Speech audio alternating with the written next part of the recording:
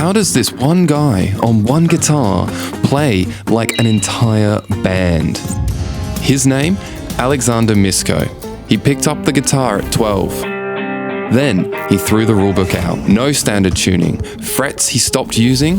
So I don't need to use frets anymore. Because frets are boring. Frets are boring. Drums built into the guitar and multiple pickups wired inside and split to a mixing desk. He's had 80 million views, and Total Guitar called him the future of the instrument. So I want to ask the question nobody else does. What is the problem this guitar is solving? Welcome back to Strings Attached, here with Alexandr Misko. So Alex, great to have you. Hey Rob, nice meeting you. Thanks so much for having me, guys. Absolutely. Welcome to Fitzroy Town Hall. I am fascinated by this guitar. It's like half machine, half guitar. There's sort of a Mad Max thing going on. Like, what is the actual guitar that we've got going on here then? This is my Baton Rouge guitar that we invented and created in Germany. Cool. Together with the brand Baton Rouge, here. And this is my so-called Frankenstein guitar, because it's only one in the world with all these crazy features here. We have a triple detuning system, we have my drum system here, we have a pretty nifty 7-channel cable system, and just a lot of tape and glue, because I like experimenting with stuff and not everything works out. Sometimes I put some cracks because of my drumming and everything, and I have to put some epoxy to protect the guitar from further damage.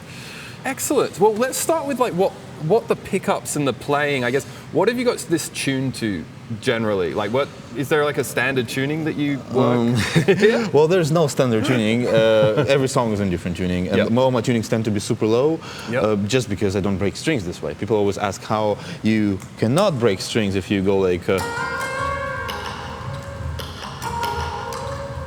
If you do these things. But I never break them because they're super low. So normally my A string now is A sharp or B flat. Then this is G sharp. This is C. And this is C sharp. And that's basically the highest I can go. So and that's the whole scale. Amazing. So I'm around this. So basically at least two and a half steps lower than standard tuning. It's kind of halfway to baritone, but still with normal guitar strings. So therefore they don't break because they're pretty wobbly.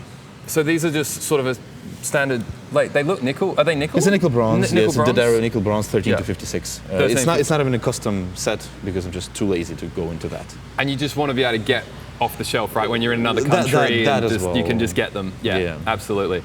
So what are these machine heads then? Because I've not seen such a contraption. It's amazing. Okay. So this is my triple detuning system. Everything started with my banjo tuners. It's these tuners with my locking mechanisms. I've been doing that for many years. So basically 2 notes are preset in between these 2 positions, and I will never hit the wrong one. You can do harmonics, you can do open strings, you can do doubles. And it's all presetted. That's my first 2 detunable notes. Let's say it's A sharp and C. Then I have my Timara string drops. They are kind of like drop D mechanisms where you press the string like this, you kind of get it like E, and then if you flick it off, it's going to be D. So originally it was made for drop D tuning, but drop D is not fun. It's much more fun to do the melodies with them. And I realized that if you combine them with banjo tuners, you can get another note here, which makes it 3 now. And now I can detune 3 notes. Right? And beautiful. This is my detunable bridge here, inspired by Michael Mannering, but this one is made by Hipshot, so I can play a note and I can add the lowest note here. Well, I can choose any note basically, but now it's all kind of like a major scale basically. And I can fine tune it with these little knobs here. So that's my 4th detunable note. So altogether we have 1, 2, 3, 4. Oh, that's incredible. Oh, fantastic. So I don't need to use frets anymore, because frets are boring. Frets are boring. And your frets are all slanted as well. So you've got the multi-scale, multi-scale going on. What is the scale length that we've got going on here from the bridge? Like, do you know at the bottom and the top? I'm not sure I remember. I have my numbers somewhere, but it doesn't matter really. I know that it's like 2-3 centimeters longer than a regular guitar, which gives me this kind of more stability in low tunings. So strings they're still pretty wobbly if I hit them hard, but but not as much as it would be on a regular scale guitar. Yeah. And on top of that, it just looks cool. It's like that's probably much more important than any tonal things. You can play my stuff on any guitar. Absolutely. Okay, that's really good to know, actually. And I've noticed, so you've got lots of percussion here. I was going to say, you got these mutes on the back here. Are they, or are that just to guide the strings through? It's just to guide the strings because strings go directly to the tailpiece bridge. Yep. And I have my drum system here, so basically, it's my Schlagwerk Sam Jam hi-hat that was supposed to be a snare. It's something that produced by Schlagwerk. It's the German company that does all sorts of drums and cajons and whatnot, and they invented it as a snare. So when you hit it, you have this kind of a nice metal noise because there's metal strings inside. Yeah. But to me, it sounds more like hi-hat than a snare because here's my snare with metal strings inside. Oh. So that's when you hit it. Yeah. You get this kind of like a real snare. Now we have the hi-hat and the snare combination. And on top of that, you have these little cymbals here just for additional texture. Yep. Kick drum stays the same, and altogether you have like a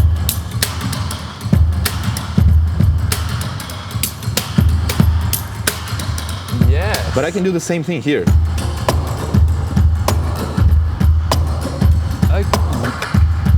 So now basically it means I have two different systems that I can choose. If I want to play strings at the same time, most likely I'm going to be around here doing the traditional modern guitar drumming.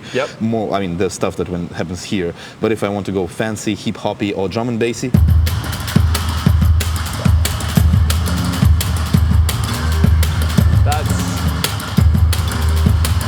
so I can use this. Cool. I can use this part. So it all works in a combination in music. Oh, that's amazing! And so. Have you've sort of just attached this all to the guitar yourself, and you've rigged this as a sort of thing over the years, just adding bits and bobs. Yeah, basically I had to figure out how everything works and what would work better for my music. Some pieces didn't work out. It's like it took me like a few years of experimentation and still work in progress. We gotta make it clean. We're building a Frankenstein guitar 2.0 now, where everything is like nice and clean finally, with no tape and glue. Absolutely, yeah. Like this mic that you've attached, which I think is amazing. That's to pick up the like the whole percussion bit at the back there. Yeah, just the rattle. Just the rattle. This is my 7th channel here. So talking about pickups, this is my Cat 6 cable. Has 6 channels coming out just with one cable, but it's not MIDI or anything, just mono cables that go into my splitter box later. And amazing. So now what you're running on the inside as far as pickups go through that. So we'll start with this sound hole guy. That's relatively simple stuff. This is my Mrs. Kudos. It's my magnetic pickup, picks up just the strings. So I can just the strings, meaning that I can balance the mix of the strings in my band mix, so to say. So if I want my strings or my tapping or my harmonics to be louder, I can just put more of that pickup. Or if I want to put any electric guitar effects, like distortion or whammy and all sorts of stuff, that works only on magnetic, because you don't want your body of the guitar to be involved with distortion or anything else. It's not going to sound good. Yes. So then the pickup that's picking up the body, what you've got something underneath the body? So that's the strings. Then we have the tiny microphone here. But it's mostly just for some airy kind of. I don't even know what I'm using it for. It's just there, and it would be pity not to use it. But then I have 3 piezo pickups here for my snare. It's just for this sound. Then I have 3 piezos here. It's for my kick. Then I have 3 piezos here. It's for my left side, that you can hear there. It's panned. Then I have right side, 3 pickups here. It's panned to the left, and that's it. So 1, 2, 3, 4, 5, 6, 7, 8, 9. 11, 12, 13, something like that. But all that just basically I don't treat them as, I don't count these pickups. I don't count the piezo heads. I think of that as signals. So this is my snare, this is my kick, this is my left side, this is my right side. That's already 4. Microphone 5, magnetic 6, and this side mic is 7. 7. Amazing. 7. Okay. Wow, it's such an amazing thing you've built here. This is so cool. And so that's all running out of there. Actually, I've got to ask, before you got to this, what was the first guitar you ever had? Like, what was all the way back at the start? The first one was some classical guitar, really cheap classical guitar. That's how it started, because I started as a classical guitar player. But then when I switched to, this percussive modern style playing, I realized that, well, it's not going to work on nylon string. Yeah. Then I switched to my first steel string guitars, and then there was like long progression of trying to get those textures that normal guitars just cannot give you. Because I'm all about textures. I feel like I'm exhausted all the potential of normal guitar in a texture way, which is very important. Sometimes people think like, oh, well, how come you don't play gypsy jazz, you don't play blues, you don't play this and don't play that? Yeah, I mean, I don't play all this stuff, and of course I cannot play. I haven't learned that, and there's like so much to learn. Yeah. But it doesn't matter if I would learn gypsy jazz or metal or anything. It's still gonna sound like guitar at the end. Yes. And this is tragedy. This is like, I don't want to do that. It's like, no, it's so sad. Yes. So all of that is just to make the guitar sound not like a guitar. For some people it's ridiculous, but well, for me it makes so much sense. That thought about like, you're using the guitar to create texture. You're not using it to be a guitar. It's about sound, it's about texture, it's about what are you trying to convey? That's really cool. I love that.